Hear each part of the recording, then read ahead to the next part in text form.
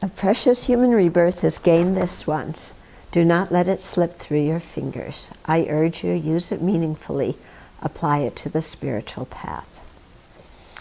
Okay, so what does it mean to use the fortune that we have meaningfully?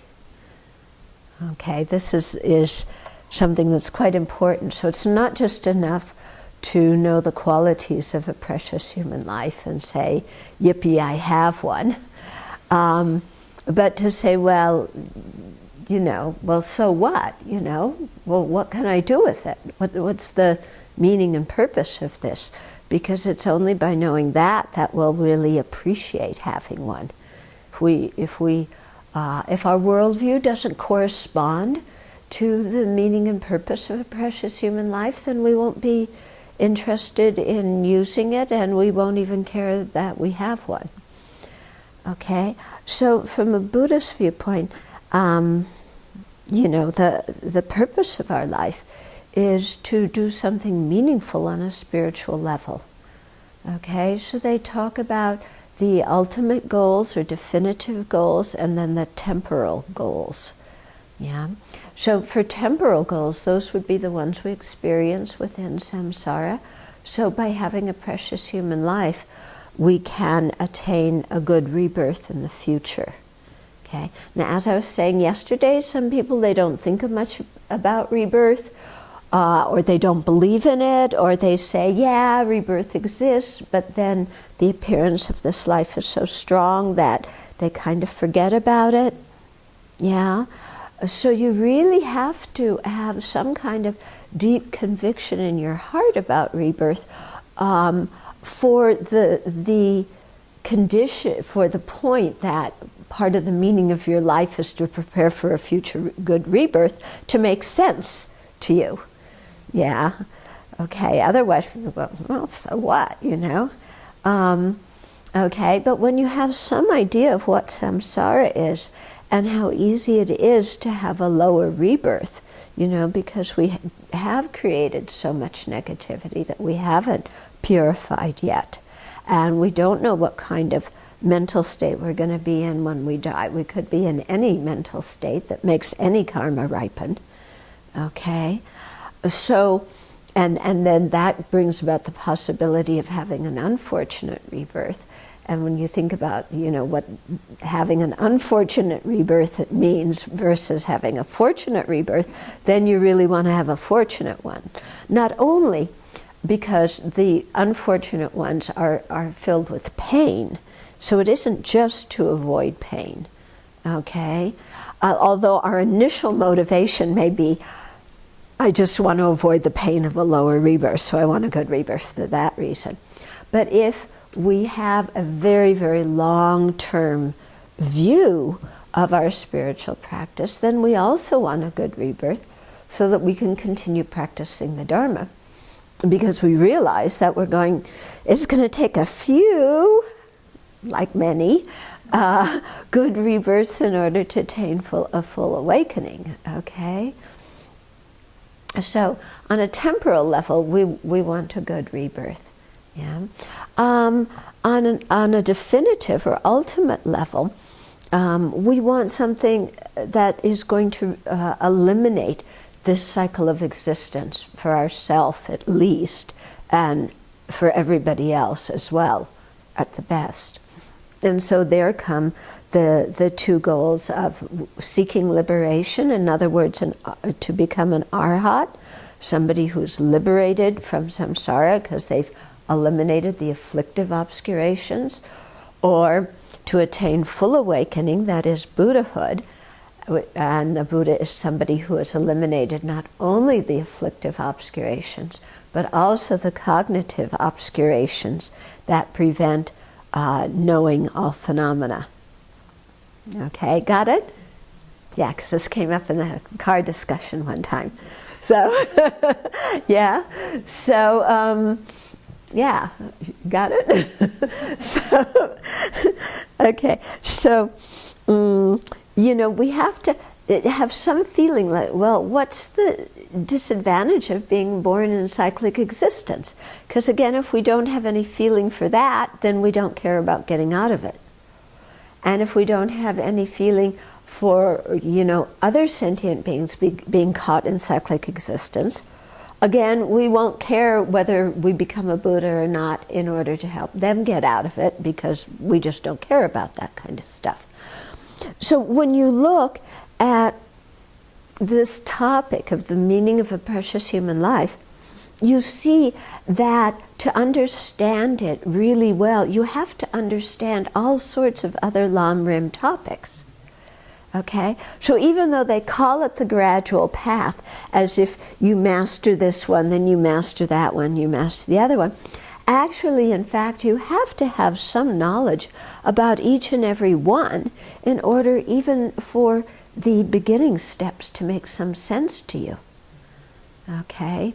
If you're brand new, and this is part of the difficulty Westerners have coming to Buddhism, is if they start the Lam Rim at the beginning, then they say, well, precious human life, well, so what? I don't even believe in this worldview. Okay? And you can't blame them.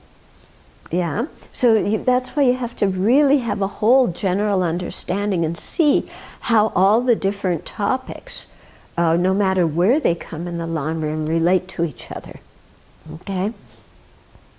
But as you do, and especially as you get a feeling of what it means to be born under the influence of afflictions and karma, I think the more you have some feeling of what that means, then the more avoiding a bad rebirth, avoiding samsara altogether, avoiding sentient beings being born in samsara, the more those things make sense to you, and the more you automatically seek a good rebirth, liberation, and full awakening. Okay? And so those are our spiritual goals. And in addition to those, another meaning of our precious human life is that moment by moment we can make our life meaningful. Okay?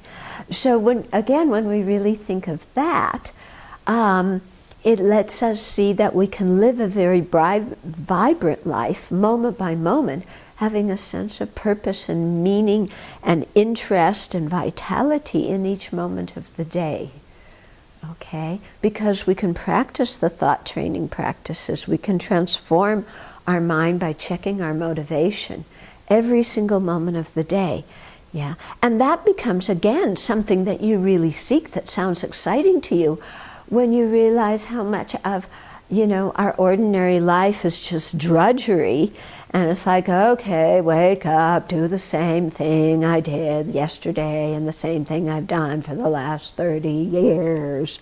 And your life is just dragging, you're just dragging yourself along, okay? When you really understand that each moment is a fresh moment that you can make meaningful, then you really pick up and you're kind of excited to live.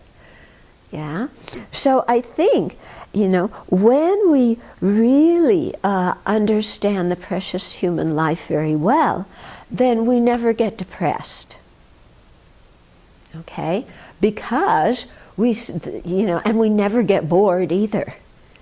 Because you always see that your life has a tremendous meaning and purpose, and there's something you can do right now in this very instant. Yeah? So somehow, as Dharma practitioners, if you're just kind of, my practice is so boring, I'm so depressed, nobody likes me. When we fall into those kinds of periods in our life, and any of you have those moods somewhere? Yeah? When that happens, to just go, oh, but I'm not really at this moment in time understanding what a precious human life is, and its value and purpose, and how rare it is to get. And that's the reason that I'm just feeling so blah, So it's not because, the stories we're telling ourselves when we're bored or depressed are true. It's because at some level, we aren't really thinking about what we can do in our life. Yeah? So when you have a worldview that values spiritual practice, then your life becomes very exciting in this kind of way. If you don't value spiritual practice, then this whole meditation doesn't make any sense to you. Okay? So, you see that just to even understand these things, we have to have some kind of feeling there already, and having that mind that appreciates a spiritual life and spiritual practice and sees the value in it, that itself is one of the conditions of having a precious human life. Which is why you see the big difference between a precious human life and a regular human life. Because you go to Bodh Gaya, for example, the holiest place on this planet, and there's many people there, and there's many pilgrims, but there's many people who come there to make a living, and they bring all their Buddhist trinkets, and they bargain with people, for the cost of a statue or a trinket or a text, and they go home at night and count their money and say, wow, I like Buddhism because I can earn a good living from it. Or other people who are at Bodh Gaya selling tea, the beggars all come because it's good begging when, you have big festivals in Bodh Gaya. So here are people so close to where the Buddha became enlightened, and absolutely no interest in it. From the side of spiritual practice, no interest. And so you have to ask, well, what kind of karma did they create that they're so near and they're so far at the same time? Yeah? And so it makes me think, well, maybe they had some contact with the Dharma before, but then they got distracted by doing business or getting involved in other stuff. So then again in this life, they're born near the Dharma, but not interested in it. Okay? Or maybe they criticized the Dharma in the past, and so again, born in that kind of way. It's hard to say exactly, but it's got to be something along that kind of line. Yeah? And so then really looking at our own lives, and it's like, my goodness, how did I ever get this fortune? And I think especially for those of us who grew up in the West, we feel even more fortunate because, okay, if you were Tibetan or Chinese or whatever, you grew up in a Buddhist society, you can say, okay, well, it was all around me and eventually I opened my eyes. But like in our country, who even gets to know Buddhism and thinks about it and values it? Yeah? It's not within the kind of mentality that is in the U.S., which is pull yourself up by your own bootstraps and make a lot of money. Yeah? So how we ever got the fortune to meet the Dharma, which is such an important part of having a precious human life, because without that part you can have everything else, but nothing else works then. Then it seems even more incredible. When you think about it and how you grew up, just think for a minute how you grew up and what you learned as a kid and what you believed in and how your family and relatives live. And then why do you have some interest in the Dharma?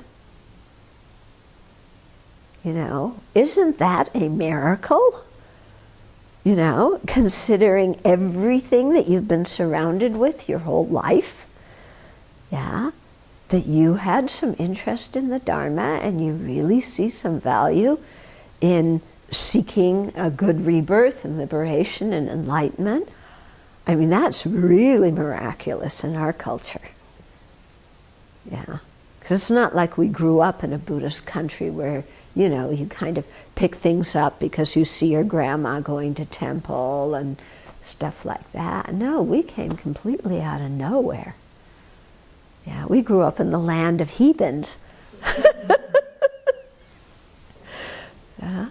And so to really, just have this feeling like, wow, am I fortunate? How did this happen to me?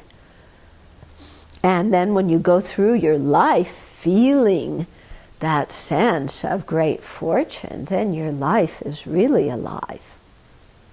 Yeah, you don't drag yourself around from day to day. You feel really vibrant, okay? And you really use your time wisely because you realize every small thing you're doing, you can transform that into creating merit just by the way you think. Yeah? So let's get on with it.